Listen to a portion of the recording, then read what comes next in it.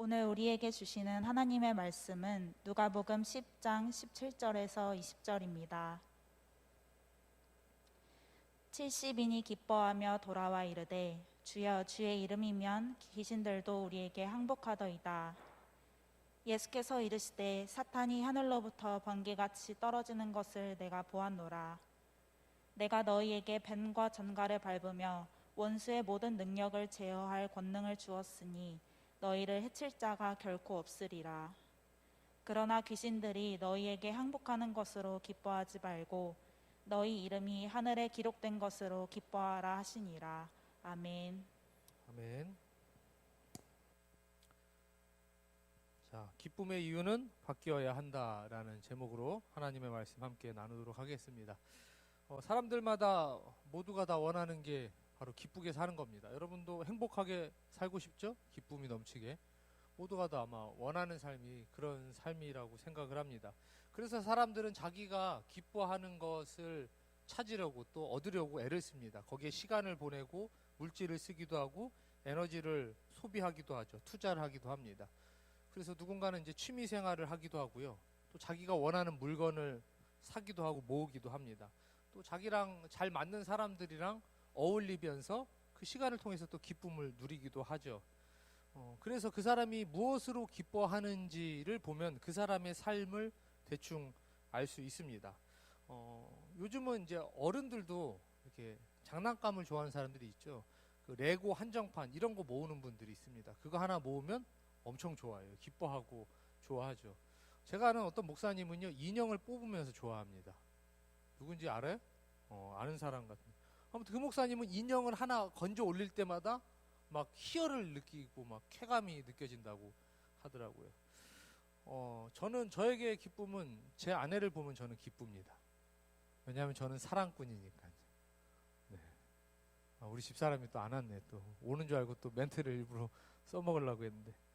여러분, 근데 사람들마다 다 기뻐하는 게 달라요. 누구는 애들이 갖고 노는 장난감을 보고 기뻐하기도 하고, 그 인형 뽑는 게 저는 왜 기쁜지 모르겠는데 그 뽑을 때 옆에서 구경하면요 눈이 막 초롱초롱 막 이래요.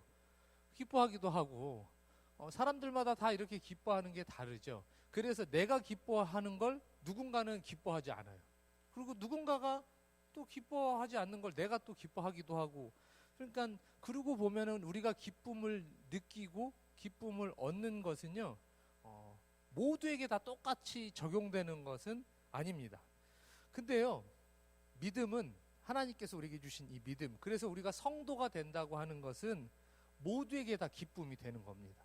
만약에 내가 하나님을 믿었는데도 불구하고 성도인데도 불구하고 나에게는 그게 기쁨이 아니라면 그게 개인들만의 취향이 달라서가 아니라 문제가 있는 거예요. 성도에게는 하나님을 믿는 이 믿음은 절대적인 기쁨입니다. 누구는 좋고 누구는 안 좋은 게 아니라 하나님을 만난 사람, 하나님을 믿는 사람, 예수님을 그리스도라고 고백하는 모든 사람은 이 주님께 구원받은 것이 기쁨이 되고 그것으로 기뻐하며 살아가야 합니다. 혹시 여러분들 안에 이것이 나에겐 기쁨이 아닌데요 라고 한다면 내 믿음이 문제가 있는지 확인을 해봐야 되는 거예요. 왜냐하면 하나님께서 주신 기쁨은 누구에게나 모두에게나 남녀노소 모든 사람들이 온전히 기뻐할 수 있는 참된 기쁨이기 때문이죠. 성경 보면요, 빌립보서 4장 4절 말씀 보면은, 자, 같이 읽어보겠습니다. 시작. 주 안에서 항상 기뻐하라. 내가 다시 말하노니 기뻐하라. 예수님께서 아멘. 하신 말씀인데 뭐라고 했냐면 주 안에서 기뻐해라. 다시 말하는데 기뻐해라 이렇게 말씀하셨어요. 여기에 두 가지 의미가 있습니다. 첫 번째는 내 안에서, 주님 안에서 기뻐하라고 하셨고요. 두 번째는 내가 가지고 있는 기쁨을 줄 테니 기뻐해라. 이 의미가 두 가지가 담겨져 있는 거예요. 그래서 요한복음 15장 11절에 예수님께서도 또 이렇게도 말씀하셨어요. 자, 같이 읽어보겠습니다. 시작. 내가 이것을 너희에게 이름은 내 기쁨이 너희 안에 있어 너희 기쁨을 충만하게 하려 함이라. 아멘. 아멘. 그러니까 우리가 하나님을 믿는 백성들이 성도에게 기쁨은요, 어떤 것에서 기쁨을 누려야 되냐면 주님을 만남으로, 하나님을 만남으로 기뻐하고 그 안에서 하나님 품 안에 주님 안에 있을 때 기뻐하고 주님이 주시는 기쁨, 주님이 가지고 계신 기쁨을 우리에게 주실 때 기뻐할 수 있다는 거예요. 그럼 예수님은 왜 기뻐하셨을까요? 예수님은 내 안에 있는 기쁨을 너희한테 줄게 라고 얘기하셨는데 예수님 안에 있는 기쁨은 무엇으로 인한 기쁨일까요? 아무 이유 없이 그냥 헤헤 막 이렇게 웃는 기쁨은 아닐 거 아니에요. 이게 제정신이 있으면은 어떤 이유가 있어야, 근거가 있어야 기뻐하는데 예수님은 왜 기뻐하셨을까요? 예수님이 기뻐할 만한 이유가 있을까요? 예수님은 결혼도 못했어요? 연애도 안 해봤어요? 집도 없어요? 뭐 그렇다고 오래 살지도 못했어요. 십자가에 달려 죽으셨어요. 예수님이 왜 기뻐하며 살으셨을까요? 예수님의 삶 가운데 기쁨은 어디에 있었을까요? 예수님이 금수저라? 야, 우리 아빠 하나님이야. 야, 물 갖고 와봐. 내가 포도주로 샥샥 바꿔줄게. 안전뱅이 막 이렇게, 이것 때문에 기뻐하셨을까? 예수님이? 예수님이 왜 기뻐하셨을까요? 예수님이 기뻐하셨던 이유는 동일하게 우리에게도 적용이 됩니다. 바로 예수님이 하나님의 아들임을, 즉 우리의 존재가 하나님과 함께하는 존재이기 때문에, 예수님이 이 땅에 오셨지만 하나님과 함께하는 존재였기 때문에 주님은 기뻐하셨어요. 하나님과 함께한다는 것은 예수님은 하나님의 뜻을 따라, 하나님의 말씀을 따라 살아가셨고, 그게 우리에게 적용될 때는요, 우리가 하나님과 함께함으로 주님을 통해서 구원받고 그리고 의인이 되고 하나님의 자녀가 되는 게 바로 기쁨의 근원이 돼야 되는 거예요. 다른 것 때문에 기뻐하는 것이 아니라 내가 하나님의 자녀가 됐고 내가 구원받았고 내가 의인이 되었기 때문에 기뻐하는 것이다. 성경에서는 그렇게 이야기를 하는 겁니다. 오늘 본문의 내용을 좀 이야기를 하면요, 제자들이, 예수님께서 제자들을 보내요. 70명을 전도자로 세워서 보내는데 2명씩 짝지어서 각 마을로 보낸단 말이에요. 그래서 보낼 때 예수님께서 그들에게 능력을 주시고 보내는데 이 제자들이 나가서 했던 게 뭐냐면 막 귀신들을 쫓아내는 거예요. 역사가 막 일어나고 대단한 일들이 일어나니까 제자들이 신이 나서 돌아왔어요. 신나겠죠. 그냥 내가 아무것도 아니었는데 예수님이 가라고 해서 갔더니 기도했더니 막 귀신 들린 사람이 낫고 병자가 낫고 이런 일이 일어나면 얼마나 신이 나고 놀라겠어요. 그리고 예수님한테 뛰어온 거예요. 뛰어와서 예수님한테, 예수님, 기도했더니 막 귀신이 나갔어요. 막 이런 일들이 일어났어요. 너무 신나요. 신기해요. 놀라워요. 이렇게 막 신이 나서 예수님한테 뭐 얘기를 했더니 예수님께서 뭐라고 말씀을 하시냐? 야, 그게 기뻐할 게 아니야. 냉정하시지. 그래, 조금 이게 좀 이해해주고 그러면 좋을 텐데 왜 우리 예수님은 꼭 그러시나 몰라. 딱 잘라갖고, 야, 그게 기뻐할 게 아니고 뭘로 기뻐해야 되냐면 니네 이름이 생명책에 기록된 걸로 기뻐해야 돼. 이렇게 말씀을 하고 계십니다. 무슨 얘기냐? 네가 구원받은 거, 하나님의 자녀된 걸로 그게 먼저 기뻐해야 된다는 거예요. 여러분, 내가 어떤 사람이 되느냐가 우리에게는 정말 중요합니다. 근데 주님한테는 그렇게 중요하진 않아요. 내가 무슨 일을 하고 내 직업이 뭐고 내가 어떤 일을 했느냐보다는요, 내가 어떤 존재가 되어 있느냐가 훨씬 더 중요해요. 우리가 어떤 사람이야 라고 물어볼 때 우리는 세상에서 말할 때는요, 다 그 사람의 직업, 그 사람의 뭐 어떤 모습, 생활 형편, 아니면 외모, 이런 것들로 그 사람을 얘기해요. 그 사람은 돈 잘 버는 사람이야. 그 사람 뭐 하는 사람이야? 어떤 사람이야? 그 사람은 의사야. 그 사람 집안이 어때? 근데 주님께서 우리에게 원하시는 거는요, 우리의 존재 자체가 하나님의 자녀야? 하나님을 믿는 백성이야? 이런 존재로 변화되는 걸 먼저 원하시는 거예요. 내가 무슨 일을 하는지, 어떤 능력을 펼쳤는지 이런 것보단 하나님께서는 내 마음속 깊은 곳에 내가 하나님의 자녀임을, 내 존재가 변했음을 먼저 깨닫고 그것으로 기뻐하는 사람이 되길 원하시죠. 가끔 그런 사람들이 있습니다. 교회에서 어떤 일을 맡길 때나 아니면 본인 스스로 저는 너무 부족해요. 연약해요. 저는 도움이 되는 것 같지 않아요. 제가 해봐야 할 수 있는 게 많이 없는 것 같아요. 그럼 제가 그래 맞아, 넌 별로 도움이 안 돼, 이러고 말하고 싶을 때도 가끔 있어요. 그럴 때도 있겠죠. 어떻게 모든 사람이 다 도움이 될까요? 모든 사람이 다 잘할 순 없겠죠. 근데 우리는요, 항상 그래요. 내가 나를 얘기할 때 우리는 언제나 내가 얼마나 필요한 존재인지로 나를 설명하려고 해요. 내가 남들이 생각할 때 필요한 존재이면 내가 귀하다고 여겨요. 근데 내가 남들보다 좀 부족하고 연약하고 나를 필요로 하지 않는다고 생각할 때는 내 인생도, 내 스스로도 나는 별 볼 일 없는 존재야, 이렇게 생각을 합니다. 여러분, 우리는 하나님께서 우리를 바라보실 때 하나님이 우리의 너 쓸모 있어, 너 필요해서 우리를 부르셨을까요? 아니에요. 하나님은 우리를 자녀로 부르신 이유는요, 우리가 꼭 필요해서 우리를 어디 써먹기 위해서 우리를 부르시는 게 아니란 말이에요. 여러분들 가족들, 우리에게 가족이 다 있죠. 가족이 필요에 의해서 생긴 존재들입니까? 아니에요. 우리에게 부모님, 우리에게 자녀가 있는 건요, 내가 필요해서 제가 노후에 편안하게 살려고 아들을 둘 낳은 게 아니란 말이에요. 가족은요, 필요에 의해서 묶여진 것이 아니라, 필요에 의해서 선택되는 것이 아니라 그냥 가족이기 때문에 그 존재만으로도 가족이라는 이 사랑으로 하나가 되는 공동체가 될 수 있는 거죠. 하나님께서 우리를 부르실 때도 마찬가지예요. 네가 필요해서 내가 널 부른 게 아니야. 반대로 우리도 마찬가지예요. 주님 앞에 나아갈 때 내가 무언가를 얻기 위해서 이것을 얻어야만 하나님으로부터 기쁨을 얻을 수 있습니다. 이거는 하나님과의 올바른 관계가 아니라는 거죠. 자, 탕자 알죠? 탕자의 이야기가 있어요. 아들이 있었는데 아버지한테 재산을 미리 받아갖고 흥청망청 펑펑 쓰다가 돈이 다 떨어지고 나니까 먹고 살기 힘들어서 아빠한테 돌아왔더니 아빠가 용서해 줬더라. 이 얘기가 있습니다. 거기에 나오는 탕자 형이 있죠.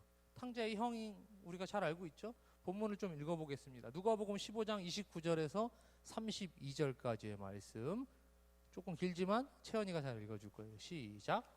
아버지께 대답하여 이르되 내가 여러 해 아버지를 섬겨 명을 어김이 없거늘 내게는 염소 새끼라도 주어 나와 내 벗으로 즐기게 하신 일이 없더니 아버지의 살림을 청녀들과 함께 삼켜버린 이 아들이 돌아오매 이를 위하여 살찐 송아지를 잡으셨나이다.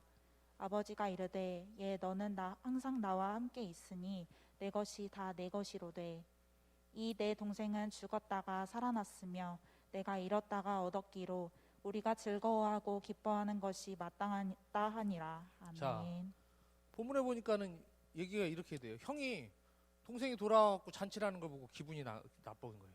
그리고 아빠한테 이제 따지기 시작했어요. 아니 나한테는 내가 아빠 말 잘 듣고 나는 집에 떠나지도 않고 열심히 일하고 옆에 있었는데 왜 나한테는 염소 새끼 한 마리 안 주냐?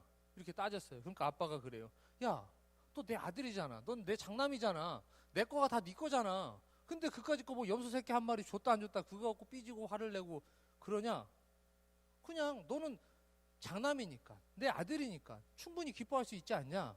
이렇게 이야기를 했다는 거예요. 여러분, 하나님께서 우리에게 주시는 기쁨은요, 우리가 하나님의 자녀가 될 때 하나님, 내가 무언가를 얻어야만, 내가 무슨 일을 해야만 거기서부터 기쁨을 얻는 것이 아니라 하나님은 우리를 그냥 부르실 때 넌 내 자녀야, 이거 하나만으로 우리의 기쁨의 이유, 근본이 되기를 원하셨던 거예요. 하나님이 우리를 부르신 이유, 필요해서? 아니요. 뭐 써먹을 때가 있어서? 아니요. 그냥 사랑으로 자녀의 기쁨을 누리게 하시기 위해서, 구원받는 백성을 삼으시기 위해서 우리를 부르셨던 것이죠. 그래서요, 우리가 기쁨을 누리고 주님께서 우리에게 기뻐하라고 말씀하신 거는요, 다른 거 아무것도 필요 없어요. 그냥 내가 하나님의 자녀가 되면 거기서 하나님은 우리의 삶을 행복하고 기쁘게 살아갈 수 있도록 붙들어 주세요. 그리고 우리에게 기쁨의 이유가 되는 것은 다른 것이 아니라, 무엇으로 얻는 것이 아니라 내가 하나님의 자녀됨을 내가 누릴 때, 깨달을 때 거기에 진짜 참된 기쁨이 있는 것입니다. 자, 그러면 기쁨을 누리려면 교회에서 구원받은 백성, 하나님을 믿으면 기쁘고 행복하다고 하는데 어떻게 해야 돼요? 그러면 도대체 오늘 성경에 계속 이야기가 나옵니다. 자, 방법은요, 예수님을 바라보면 돼요. 예수님을 통하면 돼요. 예수님을 믿으면 그 일이 가능해져요. 어떻게 가능해지나? 오늘 본문 23절에서 24절, 이것도 PPT 있나요?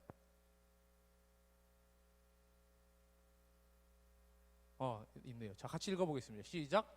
제자들을 돌아보시며 조용히 이르시되 너희가 보는 것을 보는 눈은 복이 있도다. 내가 너희에게 말하노니 많은 선지자와 임금이 너희가 보는 바를 보고자 하였으되 보지 못하였으며 너희가 듣는 바를 듣고자 하였으되 듣지 못하였느니라. 아멘. 아멘. 자, 이게 무슨 얘기냐면 오늘 본문 그 뒤에 나오는 내용이에요. 예수님께서 제자들에게 말씀하셨어요. 너희들이 진짜 기뻐할 것은 구원받은 거, 생명책에 이름이 기록된 것으로 기뻐해라. 그리고 그 뒤에 하신 얘기가 뭐냐면 너희가 보는 것은, 너희 보는 눈은 복이 있도다. 이 얘기가 뭐냐면 예수님을 지금 주목하는 거야. 자, 아들을 바라봐라, 예수님을 바라봐라, 주목해라. 근데 그 아들을 보는 것이 복이 있다. 그러면서 그 뒤에 나오는 게 선지자와 임금이 보고자 하지만 보지 못하고 듣고자 하지만 듣지 못하는데 너희가 예수님을 깨달은 거, 예수님을 바라볼 수 있는 거, 예수님을 믿을 수 있는 게 그게 진짜 복이야. 이렇게 이야기를 하고 계신 거죠. 하나님의 자녀가 되는 기쁨을 누리기 위해서 그래서 우리에게 꼭 필요한 것은 예수님을 바라보는 거예요. 예수님을 바라보는 게 그냥 십자가 멍하고 바라보라는 게 아니고요. 예수님을 통해서 내 삶을 비춰보는 거예요. 예수님을 믿음으로, 예수님을 만남으로 내 삶을 다시 한번 확인해 보는 거죠. 예수님을 만나기 전에 내 삶, 예수님을 만나기 전에 나를 바라보면요, 나는 부족하고 연약하죠. 때로는 욕심 많은 존재였어요. 근데 예수님을 통해서 나를 바라보면 죽어야 될 내가 구원받은 사람이에요. 예수님을 통해서 나를 바라보게 되면은 내 신분이 변화된 걸 깨닫게 되죠. 예수님을 통해서 나를 바라볼 때 나는 보혈로 씻겨진 나가 되고, 하나님께서, 예수님께서 의롭다고 해주신 내가 되고, 그분이 나를 사망에서 건져주신 내가 되는 거죠. 근데 주님을 통과하지 못하면, 예수님을 믿지 못하면, 바라보지 못하면 나는 그냥 세상이 바라보는 나예요. 그래서 예수님께서 오늘 말씀을 통해서 나를 통해서 너희들의 신분이 변한 것, 하나님이 너희들의 삶을 어떻게 책임지시는 걸 바라볼 때 그 안에서 기쁨의 이유, 근원이 흘러 넘치는 겁니다. 예수님이 이 땅을 떠나시면서 제자들에게 성령을 보내주셨어요. 그 성령이 지금까지 오늘도 우리에게 임재하세요. 오늘 예배 가운데도 성령이 여러분들을 임재하시길 축복합니다. 그분이 우리를 만져주실 때 이 말씀을 통해 우리가 깨달아지고 우리의 삶이 변화될 수 있어요. 근데 그분이 가시면서 뭐라고 말씀하셨냐면 로마서 8장 16절, 자 같이 읽어보겠습니다. 시작. 성령이 친히 우리의 영과 더불어 우리가 하나님의 자녀인 것을 증언하시나니. 아멘. 성령이 우리와 함께 하시면요, 성령이 하시는 일이 여러 가지가 있는데 그 중에 하나가 뭐냐면 우리가 하나님의 자녀인 것을 계속 증언해 주신대요. 그러니까 우리가 인생을 살아가다 보면은요, 성령이 충만해지면 어마어마하고 대단한 일을 막 하는 것이 아니라 그분이 나에게 계속해서 말씀해 주시는 거예요. 너는 하나님의 자녀야. 너는 하나님의 사랑받는 백성이야. 하나님께서 너를 사랑하셨어. 이게 우리에게 진짜 힘이고 능력이 되고 이게 기쁨이 된다는 것이죠. 이게 왜 기쁨이 될까요? 여러분 힘들고 어려울 때 살아가다 보면 얼마나 많은 문제를 만납니까? 포기하고 싶을 때 우리가 마냥 행복하진 않아요. 그때마다 우리는 포기하고 싶어요. 그만두고 싶어요. 좌절하고 싶어요. 내 힘으로 안 될 때가 생각보다 많이 있거든요. 그때마다 우리의 삶이 흔들리는 것뿐 아니라 우리의 믿음도 같이 흔들려요. 내가 믿음이 있었는데, 신앙이 있었는데 내가 지금 왜 이러지? 근데 그때 성령께서 우리에게 계속해서 증언해 주세요. 말씀해 주시는 거예요. 넌 하나님의 자녀야. 네가 지금 힘들고 어려워도, 때로는 내 마음 가운데 불신이 있는 것 같다 하더라도, 하나님을 막 떠나고 싶다 하더라도, 삶이 너무 피폐해지더라도 하나님이 너를 기억하고 계시고 너를 구원하셨고 너는 하나님의 자녀야. 다른 것으로 네 삶을 살려고 하는 것이 아니라 하나님의 자녀임으로 네 삶을 살아내기를 계속해서 우리에게 깨닫게 하시고 말씀해 주시는 것이죠. 그래서 그것을 깨달을 때, 아, 내가 하나님의 자녀였구나. 하나님이 나를 사랑하고 계시구나. 하나님이 예수 그리스도를 통해서 나를 다시 구원하고 계시는 걸 내가 다시 깨닫고 느낄 때, 그러면 다시 이 존재를 통해서 내가 기쁨을 누릴 수 있게 되는 겁니다. 그러면 우리의 마음만 기쁨을 누리나요? 우리의 존재만 바뀌고 우리의 삶은 그 모양 그대로 쭉 살아가야 될까요? 그렇지 않아요. 오늘 본문에 보면은요,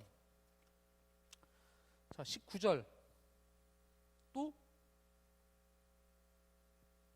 PPT 만들었나요 우리? 네, 같이 한번 읽어보도록 하겠습니다. 시작. 내가 너희에게 뱀과 전갈을 밟으며 원수의 모든 능력을 제어할 권능을 주었으니 너희를 해칠 자가 결코 없으리라. 자, 아멘. 19절 보니까는 예수님께서 그들에게 뱀과 전갈을 밟으며 원수의 모든 능력을 제어할 권능을 주었으니 라고 되어 있어요. 여기서 권능은 능력을 주셨다는 거죠. 여기서 권능, 권세라는 말은요, 엑스우시아라고 합니다. 이 엑스우시아는 두 단어가 합쳐진 거예요. 에크라는 단어와 우시아라는 단어가 합쳐졌어요. 에크는 뭐뭐로부터, 어디로부터, 어디에서부터, 그리고 우시아는 본질, 에센스 이런 뜻이 있어요. 이걸 합쳐보면 어떻게 되냐면 권능이라는 단어는요, 본질로부터 나온 힘이라는 거예요. 여기서 본질은 하나님을 뜻해요. 그러니까 하나님께서 우리에게 주신 능력은 하나님으로부터 나온 그 능력이 우리가 이 땅을 살아가면서 이겨낼 힘이 되고 능력이 되고 권능이 된다는 말씀이에요. 우리가 하나님의 자녀로 살아간다는 것은 그냥 내 마음 가운데 혼자서 나는 하나님의 자녀니까 괜찮아, 행복할 수 있어, 기쁠 수 있어, 힘들어도 아니야, 좋아 행복해가 아니라 하나님의 자녀가 되면 하나님께서 우리에게 능력을 주시는 거예요. 다른 능력이 아니라 세상에서 얻을 수 있는 능력 말고 하나님께서 하나님으로부터 나오는 근본적인 능력. 그 능력이 무엇이냐? 모든 것을 이겨낼 수 있는 능력이에요. 어려움을 이겨내는 것. 어려움 가운데도 흔들리지 않고 쓰러지지 않는 것. 우리가 하나님을 믿을 때 그런 생각을 종종 합니다. 이왕이면 하나님 믿었는데 어려움이 하나도 없으면 좋겠어요. 내 삶 가운데는 항상 평탄하면 좋겠어요. 이렇게 생각을 해요. 근데 하나님은 그런 길을 우리에게 허락하지 않으세요. 하나님은 우리가 어떻게 살길 원하시냐면 하나님이 주신 힘과 능력으로 어려움을 만날 때마다 이겨내기를 원하세요. 믿음으로 승리하길 원하세요. 그래서 세상 사람들 가운데 사람들이 바라볼 때 이렇게 힘들고 어려운데 어떻게 버텨? 그때 하나님이 주신 힘으로, 능력으로, 믿음으로 버텨내고 이겨내고 승리하며 거기에 참된 기쁨으로 살아가는 삶을 세상 가운데 증거하길 원하시는 거예요. 여러분, 이게 우리에게 능력이 되어야 합니다. 세상 사람들이 말하는 것처럼 편한 것, 편리한 것, 어려움 하나도 없는 것, 그래서 행복함과 기쁨을 누리는 건요, 세상 모든 사람들도 그러면 기뻐요. 그렇지 않겠어요? 어려움이 하나도 없는데, 문제가 하나도 없는데 왜 기쁘지 않겠어요? 근데 진짜 능력은요, 어려움을 만나는데 포기하지 않는 것, 좌절하지 않는 것, 내가 하나님의 자녀임으로 이겨낼 수 있는 것. 그래서 어떤 마귀와 원수들이 우리의 삶을, 내 발목을 부여잡고 나를 흔들어도 믿음으로 다시 일어서고 선포하며 나아갈 때 하나님이 주신 참된 기쁨이 우리의 삶을 이끌어 간다는 것이죠. 여러분들, 로마서에 보면은요, 여러 가지 은사에 대해서 이야기를 하고 있거든요. 로마서 12장 8절 말씀. 자, 이것도 좀 띄워주세요. 같이 한번 읽어보도록 하겠습니다. 시작. 혹 위로하는 자면 위로하는 일로, 구제하는 자는 성실함으로, 다스리는 자는 부지런함으로, 긍휼을 베푸는 자는 즐거움으로 할 것이니라. 아멘. 자, 위로하는 자는 위로, 구제하는 자는 성실함으로, 다스리는 자는 부지런함으로, 마지막이 뭐냐면 긍휼을 베푸는 자는 즐거움으로 해라. 여러분, 긍휼을 베푸는 게 뭐죠? 남을 사랑하고 남을 섬기고 남을 위해서 살아가는 거예요. 해보면 아시겠지만 얼마나 힘들고 어려워요. 하면서 기쁨을 누릴 수 있을까요? 기쁨을 누릴 수 있어요. 어떻게 기쁨을 누릴 수 있죠? 내가 하게 되면은요, 선교하고 봉사하고 헌신하고 주를 위해 애쓰는 게요, 처음에 한 번, 두 번은 가다 보는데 하나님이 주신 마음이 없이 가다 보면은 번아웃이 돼요. 오히려 주를 위해 하겠다고 했던 이 사명들이 내 발목을 딱 잡고 나를 흔들게 해요. 차라리 내가 봉사 안 했으면 이렇게까지 상처받진 않았을 텐데. 그럴 때 있죠? 열심히 하겠다고 찬양팀도 하고 뭐 임원도 하고 이런저런 일들을 했는데 그 일 때문에 오히려 내 삶이 힘들고 어려워질 때를 만나요. 왜 그럴까요? 내 안에 하나님이 나를 자녀 삼아 주셨다는 이 근본적인 내 본질적인 부분부터 차곡차곡 세워나가지 않으면 이게 흔들리는 거예요. 근데 하나님의 자녀임을 깨닫고 난 다음에 그 뒤에 하나님이 주신 능력으로 내가 이 일들을 감당해 나가기 시작하면 거기서도 기쁨을 누릴 수 있어요. 여러분들 잘 생각하셔야 돼요. 이거 잘못하면은 여러분들 앞으로도 인생을 살아가면서 특히 신앙생활 하면서 수없이 만나요. 위에 지금 권사님들 몇 분 계신데 권사님들한테도 제가 맨날 만나면 어른들 만날 때 해요. 여선교회장, 뭐 총회장, 뭐 아니면 교구장 할 때마다 이게 내 발목을 잡지 않으려면요, 내가 하나님의 자녀임을, 한마디로 내 믿음을 먼저 확인하고 그리고 난 다음에 주를 위해 헌신하고 주님의 힘과 능력으로 하려고 해야 되는데 거꾸로 될 때가 있어요. 내가 이 일을 하면 하나님이 나를 붙잡아 주시겠지? 나는 믿음이 아직 없는데 흔들리고 있는데 덥석 일부터 시작하면 이게 다 무너져 버리는 거지. 순서는 어떻게 해야 되냐? 내가 하나님의 자녀임을 먼저 깨닫고 그 다음에 하나님이 주신 힘과 능력으로 하나님이 나에게 맡겨주신 사명을 해나가면 거기에 기쁨을 누리는 거죠. 하나님께서 이 땅을 창조하시고 나서 에덴 동산에서 아담과 하와가 있었는데 거기서부터 문제가 생기기 시작해요. 선악과를 따먹기 시작하죠. 단순히 과일 하나 먹은 게 잘못이냐? 그런 문제는 아니에요. 여러분, 선악과를 먹었다는 거는요, 인간이 내가 하나님이 되겠다는 거예요. 하나님이 되겠다는 게 어떤 뜻이죠? 내가 이 땅을, 이 세계를 다 지배하겠다, 뭐 이런 의미일까요? 그게 아니에요. 단순한 거였어요. 뭐였냐면 하나님을 거치지 않겠다는 거예요. 하나님에게 상의하지 않겠다는 거예요. 의지하지 않겠다는 거예요. 무슨 얘기일까요? 한마디로 내가 선과 악을 하나님한테 묻지 않고 내가 판단하겠습니다. 내 삶을 하나님께 묻지 않고 내가 결정하겠습니다. 내가 원하는 것으로 기쁨을 누리겠습니다. 하나님이 원하는 것, 하나님이 결정해 주신 것, 하나님의 말씀을 따라 살아가는 삶이 아니라 그냥 내가 내 마음대로, 내 뜻대로, 내 생각대로 내가 원하는 곳에 시간을 보내고 물질을 사용하고 거기서 행복과 기쁨을 누리겠다는 게 바로 하나님을 배제시키고 내가 하나님이 되겠다는 뜻과 동일한 거예요. 반대로 하나님을 하나님으로 고백한다는 것은 뭘까요? 다 물어보는 거예요. 하나님, 내가 내 인생을 어떻게 살아가야 될지, 어디에 내 시간을 들여야 될까요? 내가 어디에서 참된 기쁨을 누려야 될까요? 하나님께 묻고 하나님의 말씀을 따라 순종하고, 그래서 하나님이 주시는 것으로 내 능력을 삼을 때, 그때 하나님께서 우리의 삶을 책임져 주시는 거죠. 그러면요, 우리의 삶 가운데 어떻게 해야 되냐면, 주님께서 이 에덴 동산에 무너지기 이전 원래 하나님이 우리에게 주셨던 하나님의 뜻은 뭐였냐면, 하나님이 우리와 함께 하기를 원하셨던 거예요.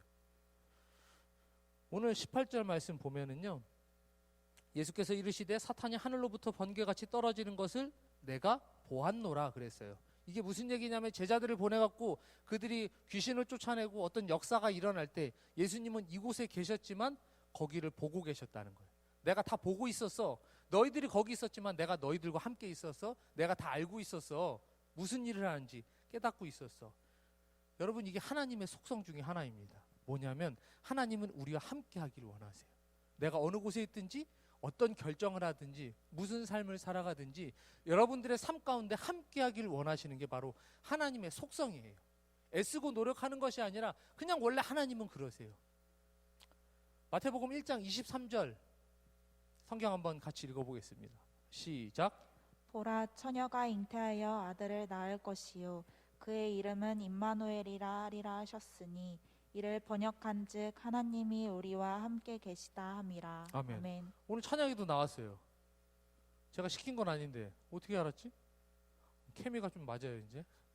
자, 여러분, 예수님이 이 땅에 오셨어요. 이제 성탄절이 얼마 남지 않았죠. 예수님이 이 땅에 오신 이유가 뭘까요? 우리를 구원해 주시기 위해서 오셨죠.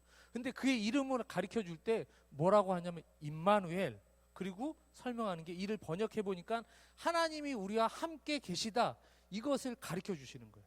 이게 바로 하나님이 이 땅에 예수님을 보내신 이유, 즉 하나님의 속성이에요. 에덴 동산에서부터 하나님께서는 우리에게 원하시고 바라시는 게 뭐냐면, 난 너희들과 함께 하고 싶어. 너희들의 삶 가운데 함께 하고 싶어. 너희들의 모든 삶이 나로 인해서 기뻤으면 좋겠어. 내 말씀을 통해서 나와 함께 함으로 삶의 이유와 목적을 찾아가길 하나님께서는 원하시는 거예요. 그래서 우리와 함께 하시고 우리를 바라보시고 우리를 지키시고 보호하시는 게 바로 하나님의 뜻이라는 거죠. 여러분, 우리의 삶의 참된 행복은요, 그 하나님을 깨달아 알아서 내가 하나님의 자녀였구나, 그래서 내 삶을 하나님이 주신 힘과 능력으로 이겨내고 살아갈 때, 그때 하나님이 우리와 함께 하시거든요. 그 임마누엘의 하나님이 내가 잘 때든 일어날 때든 일할 때든 밥을 먹을 때든 언제든 나와 함께 하심으로 내 삶이 진짜 행복, 진짜 참된 기쁨을 누리며 살아가기를 원하세요. 그게 바로 예수 그리스도가 이 땅에 오신 이유 중에 하나죠. 예수님이요, 다시 하늘로 올라가실 때 뭐라고 말씀하셨냐면요, 마태복음 28장 2절 20절 말씀. 자, 같이 읽어보겠습니다. 시작. 볼지어다 내가 세상 끝날까지 너희와 항상 함께 있으리라 하시리라. 아멘. 뭐라고 말씀하셨냐? 내가 세상의 끝날까지, 이 세상의 모든 것이 다 무너져 내리고 다시 예수 그리스도가 이 땅을 심판하기 위해서 오실 때까지 항상 영원토록 변함없이 끝까지 우리와 함께 하시겠다, 그렇게 말씀하고 가셨어요. 그리고 성령을 지금도 보내주셨죠. 지금도 하나님은 우리와 함께 하세요. 예수 그리스도는 우리와 지금도 함께 하십니다. 며칠 전에요, 제가 수요예배 끝나고 집에 가는데 그냥 무의식 중에 이제 라디오를 틀어놓고 이제 항상 가는데, 운전하고 가는데 라디오에서 무슨 프로가 나오냐면 전효송의 꿈꾸는 라디오라는 프로가 있어요.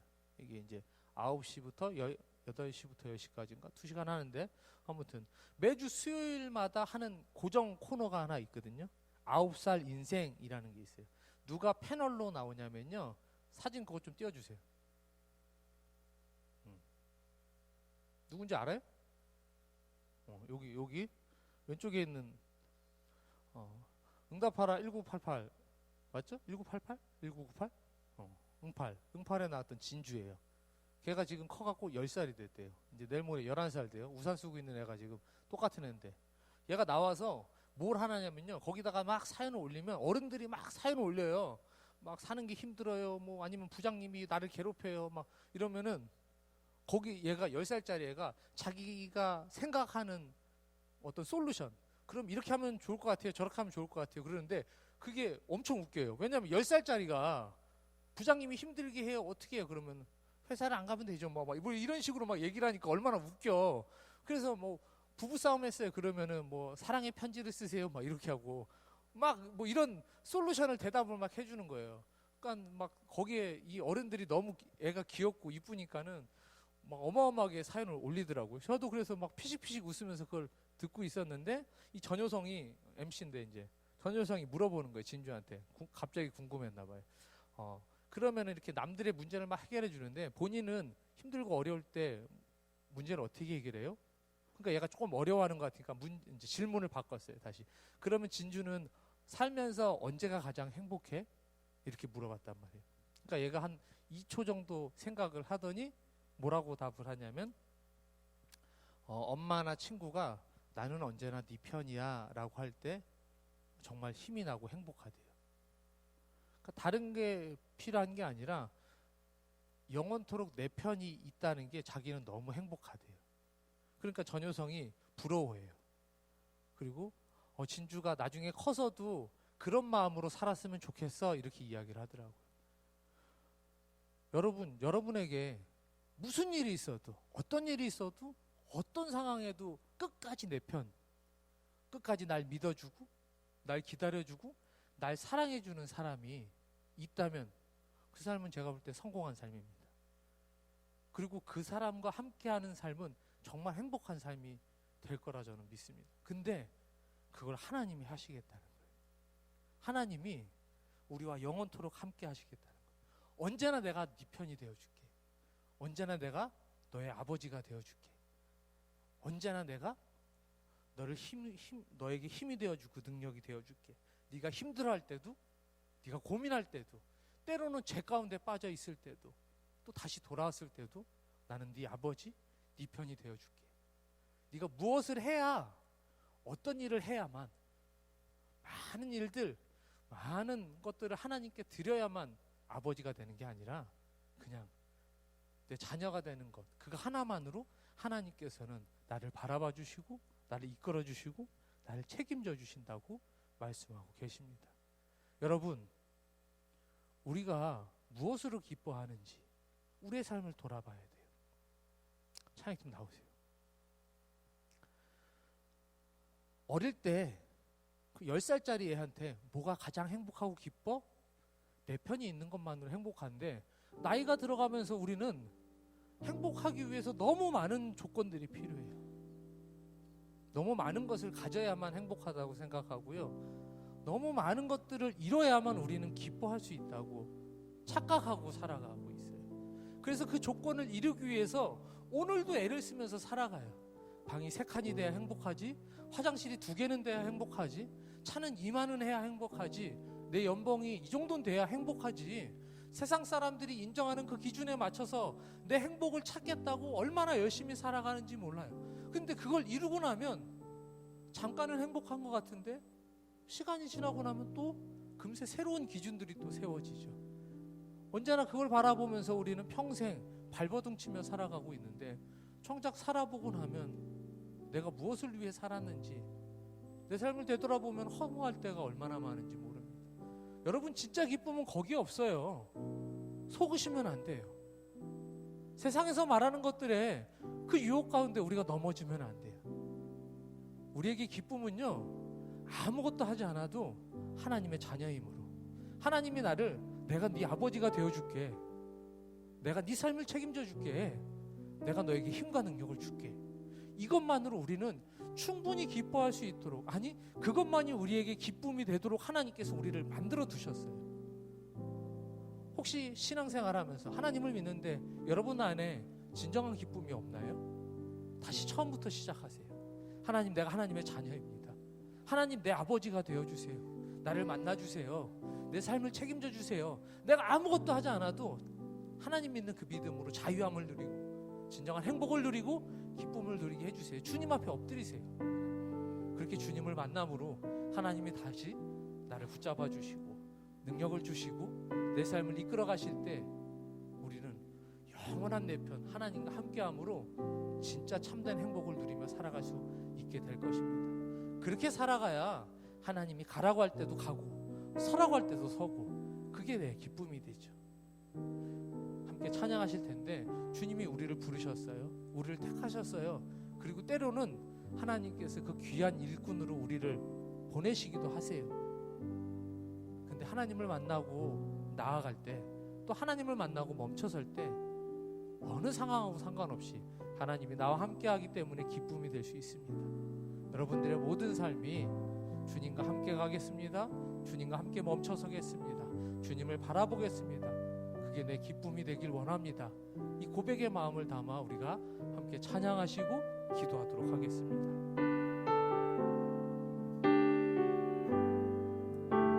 함께 찬양합니다. 주님 나를 택하사 잃어버린 자에게 아버지의 사랑을 나누게 하시네.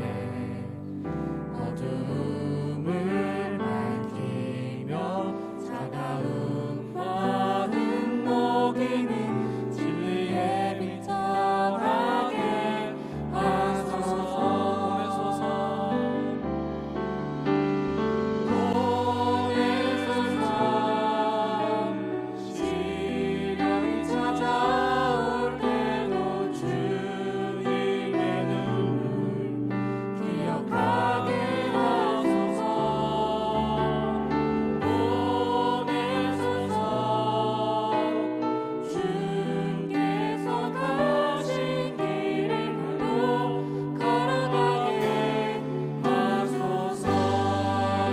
다시 한번 성령으로 힘와사 소망 없는 자에게 생명의 그 말씀을 전하게 하시네. 혼자 없는 양같이 방황하는 저들에게 주의 사랑 전하게 하소서. 함께 고백합니다. 보내소서. 보내소서. 시련이 찾아올 때도 주님의 눈을 기억하게 하소서. 보내소서. 주께서 가신 길을 나도 걸어가게 하소서. 다시 한번 찬양합니다. 보내소서. 보내소서. 시련이 찾아올 때도 주님의 눈을 기억하게 하소서. 보내소서. 주께서 가신 길을 나도 걸어가게. 마지막으로 다시 한 번만 고백합시다. 보내소서. 보내소서. 시련이 찾아올 때도 주님의 눈을 기억하게 하소서. 보내소서. 주께서 가신 길을 나도 걸어가게 하소서. 이 시간 우리 함께 기도할 때 주님 앞에 이렇게 고백하면 좋겠습니다. 하나님, 우리 안에 참된 기쁨이 넘치기를 원합니다. 하나님의 자녀임을 내가 다시 한번 깨달아 알기를 원합니다. 하나님의 힘과 능력으로 살아가길 원합니다. 우리의 삶 가운데 영원토록 하나님 함께하여 주시옵소서. 참된 기쁨을 누리게 하여 주시옵소서. 이 시간 우리 다시 한번 주님께 나아갈 때 주님 주의 이름 간절히 한번 부르짖고 함께 기도하도록 하겠습니다.